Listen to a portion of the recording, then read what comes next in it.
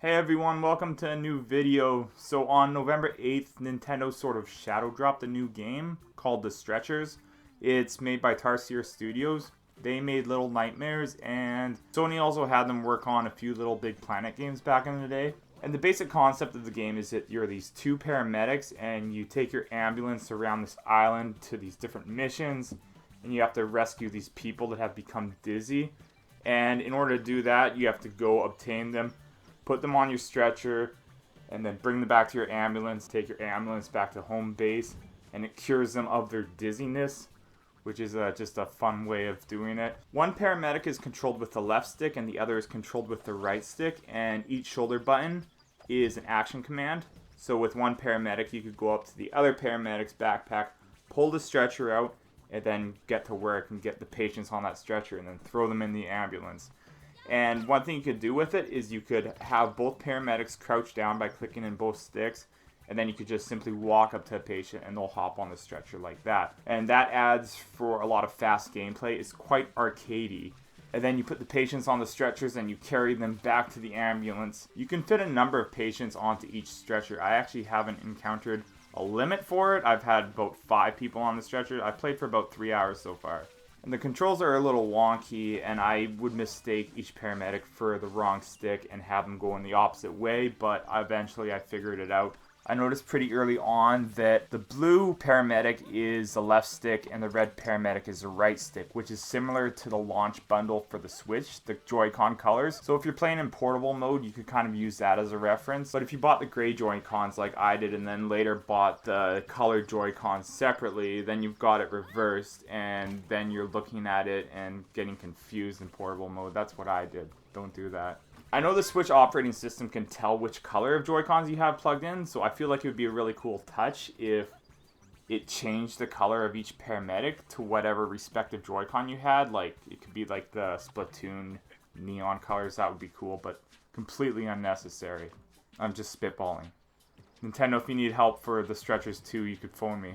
The game overall is pretty unsubtle. I would say everything in the game is pretty unsubtle. The main villain of the game is called Captain Brains, and he tells you he's a villain the first time you encounter him. The art style is pretty similar to, I would say, Fortnite.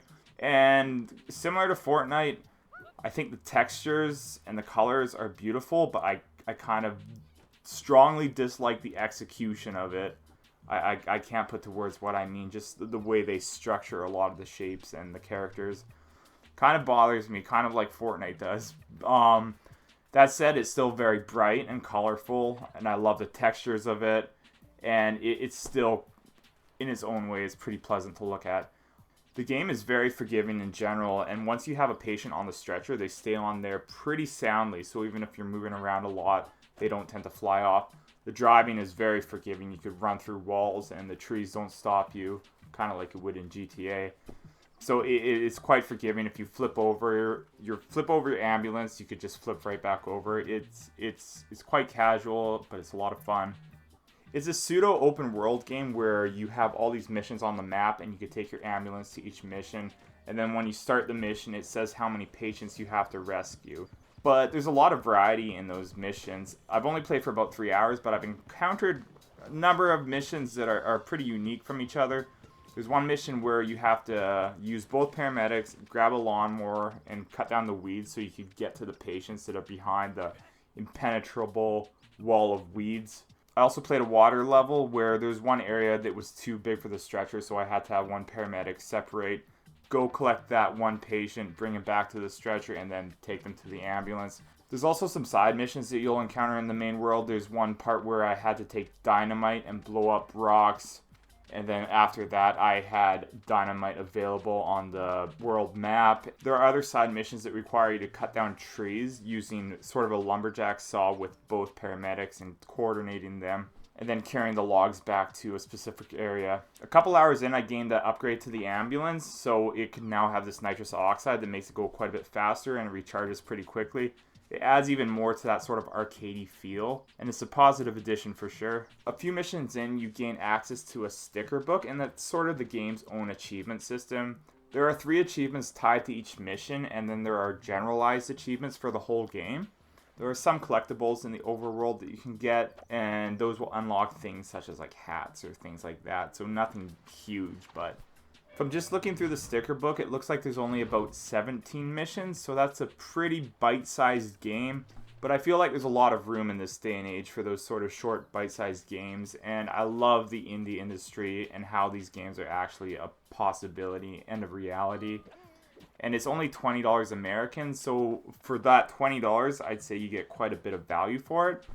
This is just my first impressions, it's not an actual review, but out of my experience so far, if I had to put a score on it, it'd probably be about 7.5 out of 10, so it's very enjoyable, but it's nothing that's going to blow your mind.